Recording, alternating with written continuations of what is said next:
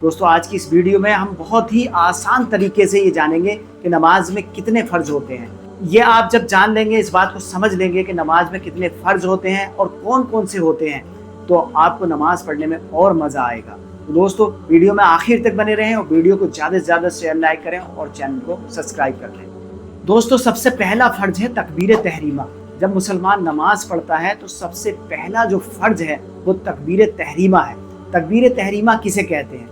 दोस्तों हम करते तो हैं लेकिन हम उसका नाम नहीं जानते। हम ये नहीं जानते कि तकबीर तहरीमा इस चीज़ को कहते हैं। दोस्तों जब हम नियत बांधते हैं और अपने हाथ कानों तक ले जाकर जो अल्लाह अकबर कहते हुए हाथ बांध लेते हैं तो ये तकबीर तहरीमा है।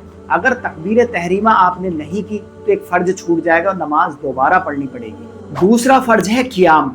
अब क़ियाम के नाम से हमें समझ में नहीं आता कि क़ियाम किसे कहते हैं।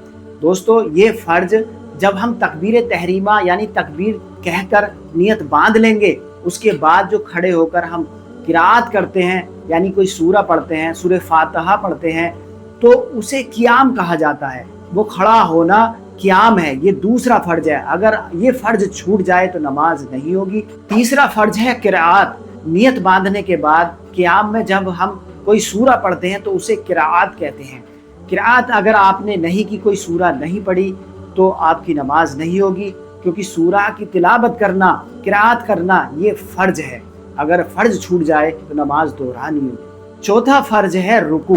रुकू के बारे में तो सभी लोग जानते हैं। रुकू यानी झुकना, थोड़ा हम झुकते हैं उसे रुकू कहते हैं। ये भी नमाज में फ़र्ज है।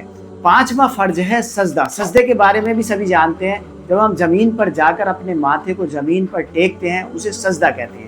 दोस्तों सजदा करना भी नमाज में फ़र्ज है। छठा फ़र्ज है कायदा आखिरा, यानी नमाज के आखिर में इतनी देर बैठना जितनी देर में तशहुद पढ़ा जा सके। कुछ लोगों को अगर बताया जाए कि छठा जो फ़र्ज है वो कायदा आखिरा है तो वो ये समझते हैं पता नहीं कौन सी चीज़ है, लेकिन करते हैं। तो आपको ये बता दिया जाए कि कायदा का मतलब है बैठना और आखिरा का मतलब है आखिर में। दोस्तों आखिर में जब इतनी देर बैठा जाए कि तशहुद पढ़ा जा सके तो वो कायदा आखिरा है। कायदा आखिरा पढ़ने के बाद हम सलाम फेर देते हैं। दोस्तों सातवां जो फ़र्ज है वो यही है कि अपने इरादा और अमल से नमाज को ख़त्म करना, चाहे वो सलाम से या किसी और तरीके से। तो दोस्तों ये 7 फ़राइज़ नमाज के होते हैं और ये बहुत आसान तरीके से मैंने आपको इस वीडियो में बताए।